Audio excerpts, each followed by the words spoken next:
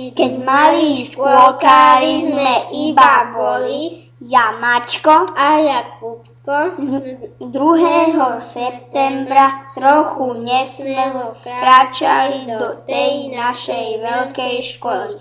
V Leviciach na ulici svätého Michala stojí a veľký športový areál je okolo celej tejto školy. Otvára všetkým žiakom z Levic i okolia náruč svoju a chce vychovať novú generáciu basketbalovú i futbalovú. Už pre malých futbalistov súťaže organizuje a výsledky z baby futbalu v novinách i telke propaguje. V škole riaditeľka školy doktorka Marta Bodková velí a 360 žiakov do 19 triedeli.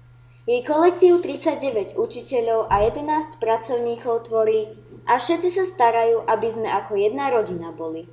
Ako futbalisti sme aj svet pochodili v Rakúsku, na World Sport Cupe sme sa na 2. mieste umiestnili. Sily nové vždy v septembri pri mori v Taliansku zbierame a s rovesníkmi si tam aj svoje síly meriame. Paríž, Štrasburg, Mníchov, Helsinki, aj Londýn. Žiakom naším otvorili náruč svoje a chlapci futbalisti si pozreli aj Chelsea rozprávkovú. Predvianočnú náladu nám Budapešť aj Viedne približuje a nás tiež otvoriť vianočný trh inšpiruje. Tu každý naše ikebany obdivuje a nimi si svoje príbytky prikrášľuje. Či spievať a tancovať vieme, to rodičom našim v akadémii každoročne ukazujeme. V projekte Comenius priateľov nových na Cypre, v Nemecku i vo Fínsku máme, spoločne už aj videokonferencie podnikáme. Pre cudzie jazyky jazykové laboratórium máme svoje, kde lektorka z Austrálie nám odovzdáva skúsenosti jazykové. A tak sa v anglickom jazyku aj v konverzácii zdokonalujeme a v 6. ročníku ešte aj nemčinu a ruštinu priberieme. Sme zdravou školou, nad ktorou vlajka ekoškoly beje, tu veľa aktivít na ochranu našej prírody sa vždy deje.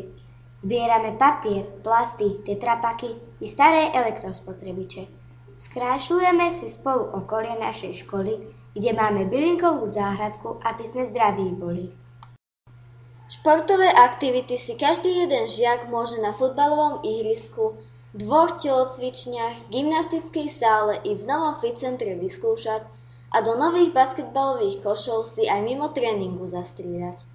Karate sa dá u nás tiež trénovať, veď vicemajsterku sveta sa nepodarí tak ľahko mať. 6-násobný majster Slovenska v plávaní robí tiež dobré meno škole našej, veď plaváren blízko školy je, tak tam aj dvojfázovo trénuje. Nejeden talent už opustil brány našej školy. A komu sa v učení menej darí, tomu špeciálny pedagóg individuálne rady dá. Biofeedback nám tiež v učení pomáha. Učí nás sústrediť sa na prácu svoju.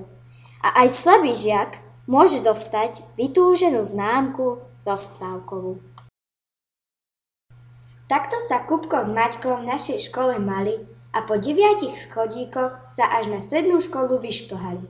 Naši bývalí žiaci nám nikde hanbu nerobia a veľkú radosť všetci z ich úspechu mali a nás potešilo, že na svojej škole o nás len dobrom rozprávajú.